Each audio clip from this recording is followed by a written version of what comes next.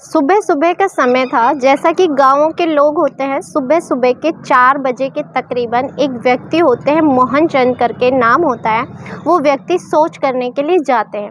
अंधेरा होता है, गाँवों में अक्सर लोग बहुत जल्दी उठ जाया करते हैं और बहुत जल्दी उठ करके शौच के लिए निकल जाया करते हैं। उन्हीं में से एक मोहन चंद नाम के व्यक्ति होते हैं, वो जंगलों की तरफ शौच करने के लिए जाते हैं।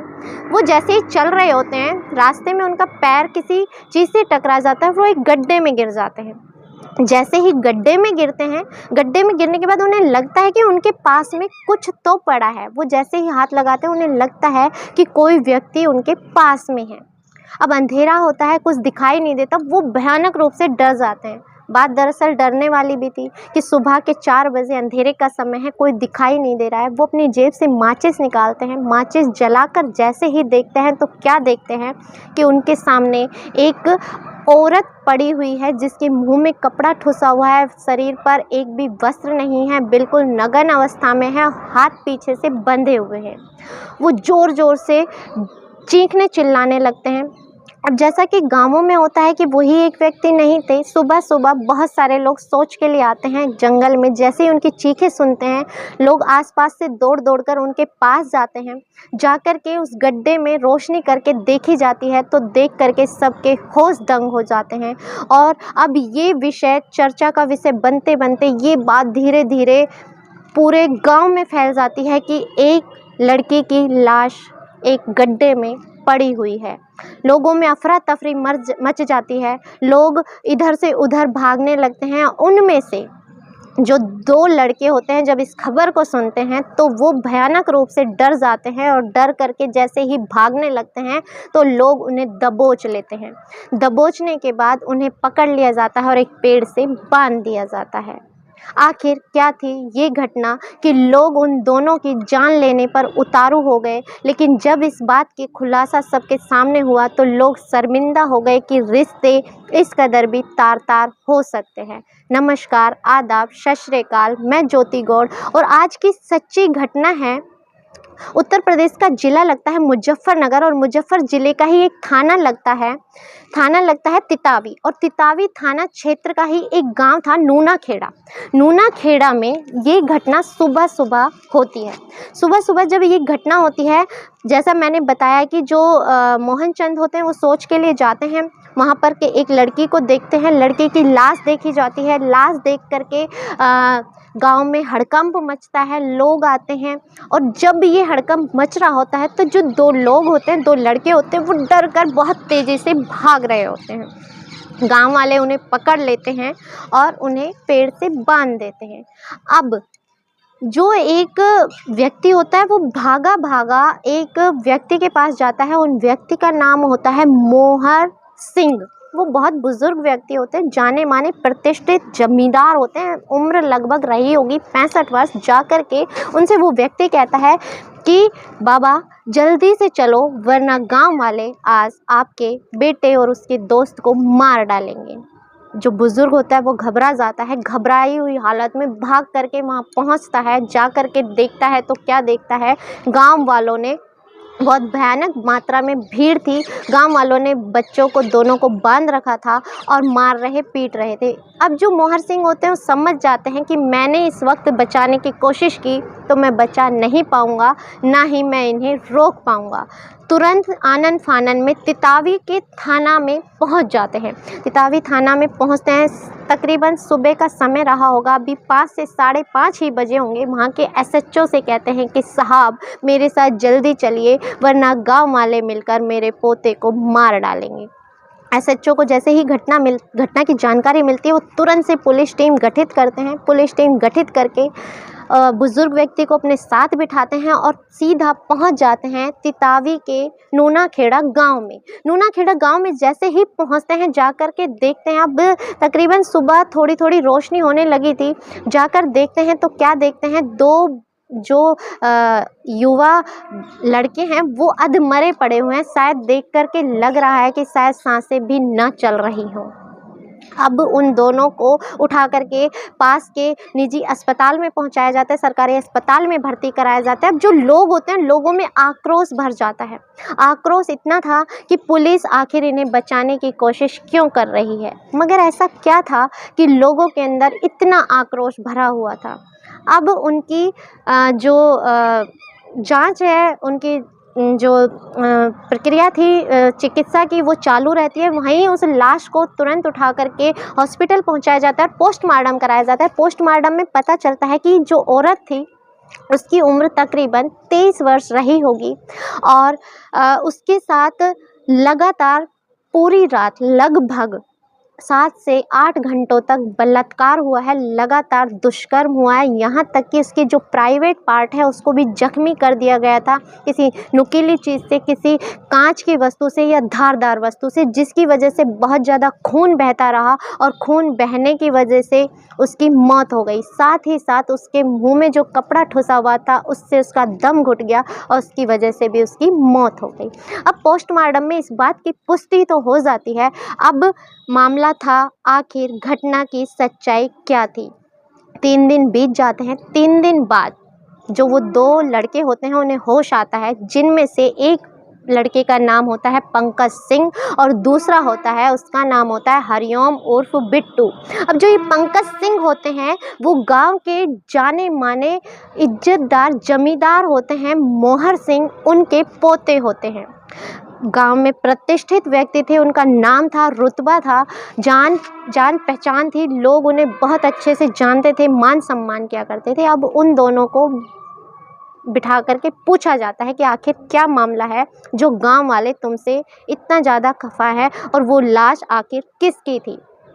पहले तो दोनों इधर उधर की बातें करते हैं, घुमाते हैं, लेकिन जैसे ही पुलिस कहती है कि भूल मत जाना कि हमने तुम्हें गांव वालों से तो बचा लिया, लेकिन गांव वालों से बुरा हाल अब तुम्हारा पुलिस प्रशासन करेगी, क्योंकि पुलिस जब अपनी पे आ जाए तो वो अच्छों से राज उगलवा लेती है। अब वो लोग टूट जाते हैं। अब जो पंकज होता है वो कहानी सुनाने शुरू करता है कि साहब, मैं जब 12 वर्ष का था मेरी माँ का देहांत हो गया। मेरी माँ हमें छोड़ कर के चली गई। महज मैं 12 वर्ष की उम्र का था। मेरे घर में हम 3 लोग रह गए, मेरे दादा मोहर सिंह, मेरे पिता सुरेंद्र सिंह और मैं पंकज सिंह।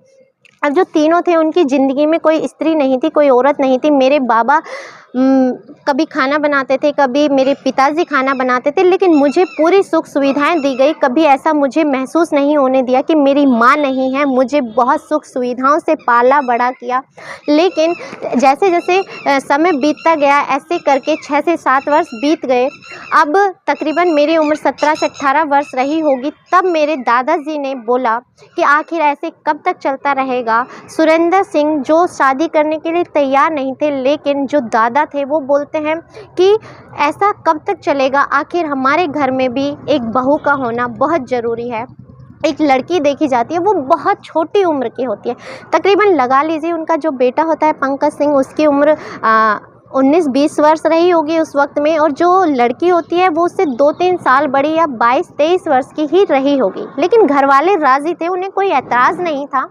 वो शादी के लिए तैयार हो जाते हैं। अच्छे से शादी होती है, पूरे गांव में रीति रिवाज से शादी होती है। जिस तरीके से पूरे रीति रिवाज होते हैं उस तरीके से बारात जाती है, विदाई होती है, लड़की घर आ जाती है। लड़की बेहद खूबसूरत होती है। लड़की का नाम होता है पुष्पा। अब जो लड़की होती है वो अब पंकज की माँ बन चुकी थी, लेकिन कुछ समय बाद जो मोहर सिंह होते हैं वो महसूस करते हैं, ध्यान देते हैं कि जो पंकज है वो अपनी माँ को माँ कहकर नहीं बुलाता। कहता है पुष्पा खाना दे दो, पुष्पा पानी दे दो, पुष्पा ये कर दो, पुष्पा वो कर दो। तो एक दिन मोहर सिंह उन्हें समझाते हैं कि बेटा, चाहे वो उम्र में तुम्हारे बराबर की है, तुम्हारी हम उम्र है, लेकिन इससे कुछ नहीं होता, इससे रिश्ते नहीं बदल जाते। वो तुम्हारी माँ लगती है, तुम उससे माँ ही कहा करो।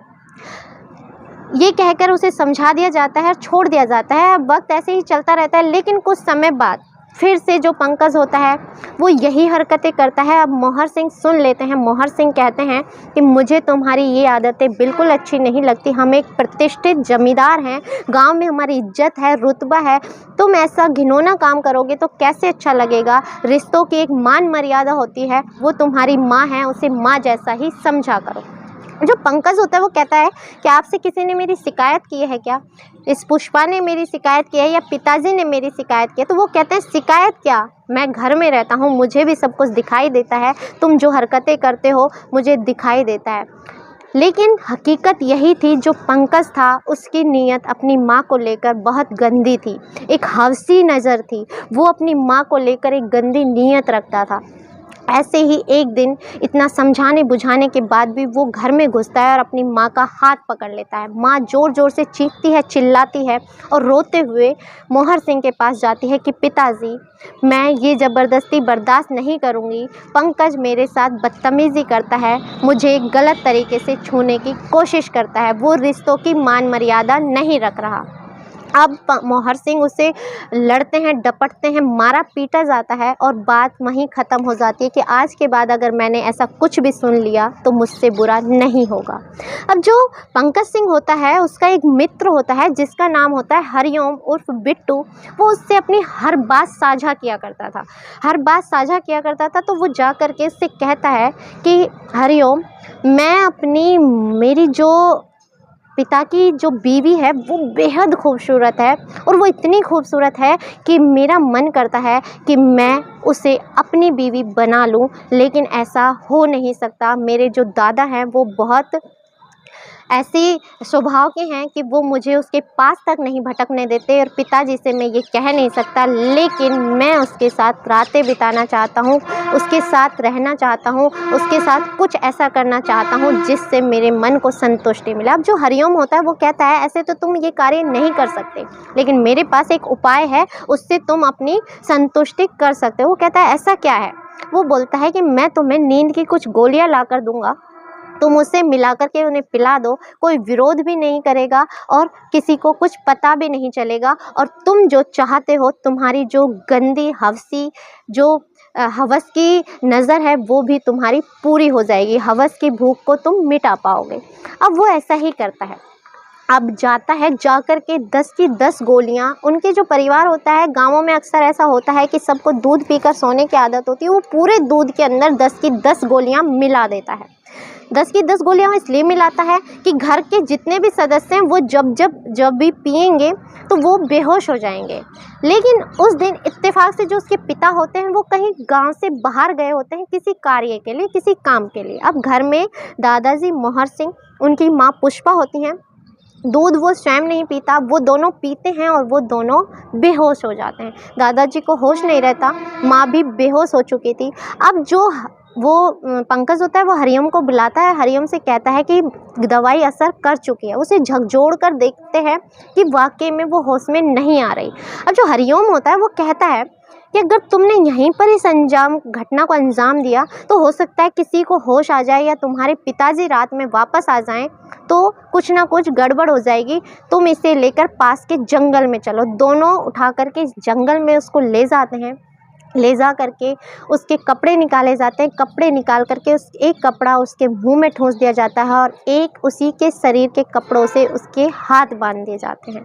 अब दोनों में होड़ लग जाती है कि कौन कितनी बार, और लगातार उसके साथ बलात्कार किया जाता है। और हैवानियत की हद ये थी कि वो दोनों इतने बड़े राक्षस बन चुके थे कि उनके हाथ में जो भी आता था उसे उसके प्राइवेट पार्ट को जख्मी किया जाता था, उसे दर्द दिया जाता था, उससे खून लगातार बह रहा था। ऐसे ही करते करते सुबह हो जाती है। सुबह के तकरीबन 2:30 से 3 बज जाते हैं।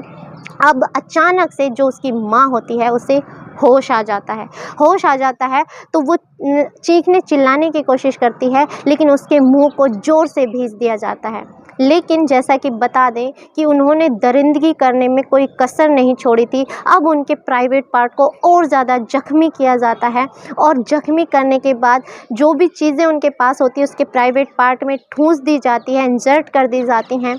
अब जो लड़की होती है 23 वर्ष की, वो इतना खून बहता है, इतना खून बहता है, और ऊपर से वो दोनों फिर भी रुकते नहीं हैं, उसके साथ बलात्कार पे बलात्कार करते जाते हैं। और अंत में जब हरिओम देखता है तो वो कहता है मुझे लग रहा है कि इसकी सांसें थम गई हैं। जब देखा जाता है तो वाकई में उसकी मौत हो चुकी थी। कुछ तो प्राइवेट पार्ट से खून बह रहा था, दूसरा मुंह में कपड़ा ठुसा हुआ था जिससे उसे शायद सांस नहीं आ पाया और उसकी मौत हो गई। अब दोनों घबरा जाते हैं कि आखिर क्या करें।